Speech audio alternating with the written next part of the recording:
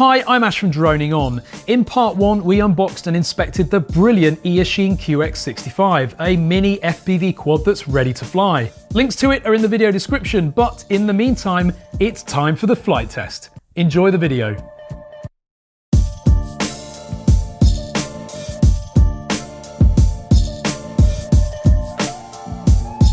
The batteries shipped with the QX65 are not premium batteries and they're shipped almost fully charged. Therefore, by the time they reach you, they probably need some cycling to get them to a usable state. In fact, some of them, unfortunately, you may just have to throw in the bin.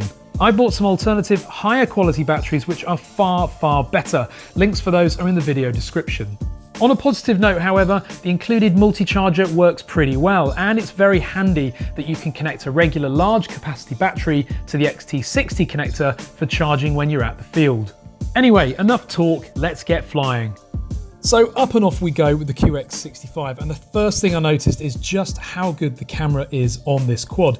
Now that's always hard to kind of judge when you look back at the DVR footage, but trust me, this doesn't feel like a micro grade camera. It looks really good through the goggles.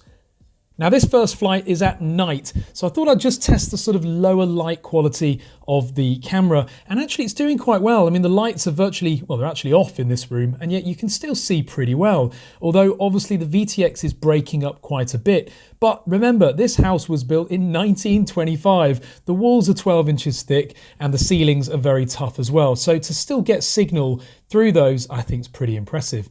Now I'm flying the quad in horizon mode at the moment because flying it in acro indoors is hard work, so I'm not going to even risk that.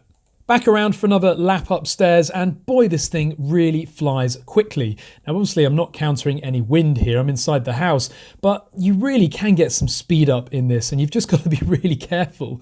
Now here I get a little bit adventurous in the kitchen where I've got a pot on the stove boiling, and ouch, I actually end up landing on the stove. Luckily no harm came to the quad, but I don't know why, but I keep bouncing off it again and again. Bit stupid of me really. But then time for a bit more flying up the stairs, and we hit the stairs, and that's the great thing about prop guards on this quad, it doesn't matter. So now it's daytime and a bit of a flight in daylight hours, and again this camera just looks absolutely brilliant. Really good quality, not a lot of grain there, and very high definition as well. This quad is brilliant fun, and so I take it out for a little bit of an outdoor adventure. Now it is quite windy outside, and despite that the quad handles it fairly well. I bounce off the window, but it keeps flying, and again no harm done. Getting quite a bit of breakup on the DVR here. Now it is on the DVR because when I was flying it there wasn't that much interference at all, so I think it's more a case of the Fat Shark SE DVR dropping frames. Heading downstairs now and into the kitchen where I'm actually having some work done. I've got builders in, so please excuse the mess in the kitchen. Let's go for some low scale flying now around, and I'm going to try and get through this small gap, but don't quite make it and bounce off everything. But again, we're still airborne, and that's thanks to the prop guards on this brilliant little quad, which mean you can bounce off things and keep flying. Getting down low profile again and picking up a bit of speed, and this thing is just so quick. Getting a fairly good flight time, but it's not incredible. Once again, bouncing off lots of walls, but no harm done. And also, if you do flip this quad, you could upgrade Betaflight so that you get the ability to flip the quad back upright. Back up the stairs very carefully, perhaps a little bit too carefully actually, and into the spare room and through the window again, why not? Let's see if we can get out and back in. Again, it is a little bit windy here, but the battery's getting a little bit low, and so it is time to land for this run.